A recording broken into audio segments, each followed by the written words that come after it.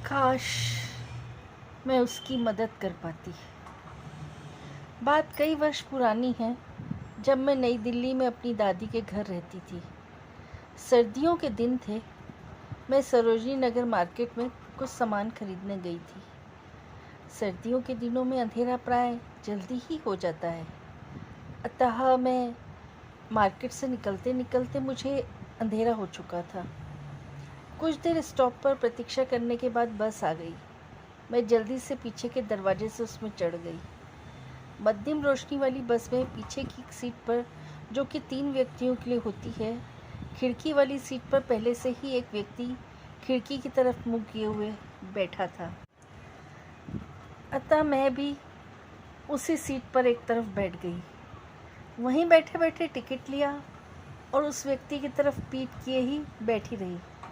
ठंड के कारण बस चलते ही कपकपी के साथ दांत भी किटकिटाने लगे, तो मैंने अपनी शॉल को अच्छी तरह से लपेट कर ओढ़ लिया। वह अपना स्टॉप आने की प्रतीक्षा करने लगी। तभी आभास हुआ कि पीछे बैठा व्यक्ति सीटी बजा रहा है। फिर वह कुछ बुदबुदाया। कुछ आवाज़ सुनकर मैं खुद को असहज और थोड़ा सा भयभीत महसूस करने लगी। तभी उसकी स्पष्ट आवाज़ सुनाई दी, भैया, ये कौन सा स्टॉप है? मैं पहले से ही भयभीत हो रही थी, इसलिए मैंने उसके प्रश्न का उत्तर देना उचित नहीं समझा और न ही मुड़कर देखा।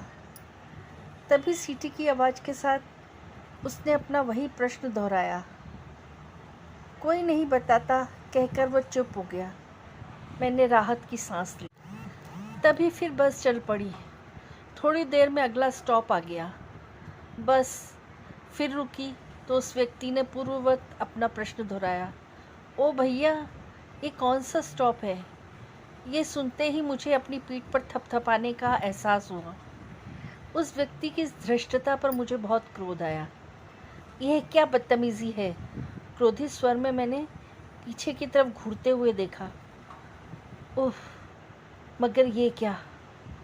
उसकी तरफ देखते ही मैं पश्चाताप से भर उठी, क्योंकि इतनी देर से मैं जिसे आवारा किस्म का लड़का समझ रही थी, वह एक अधेड़ उम्र का नेत्रहीन व्यक्ति था।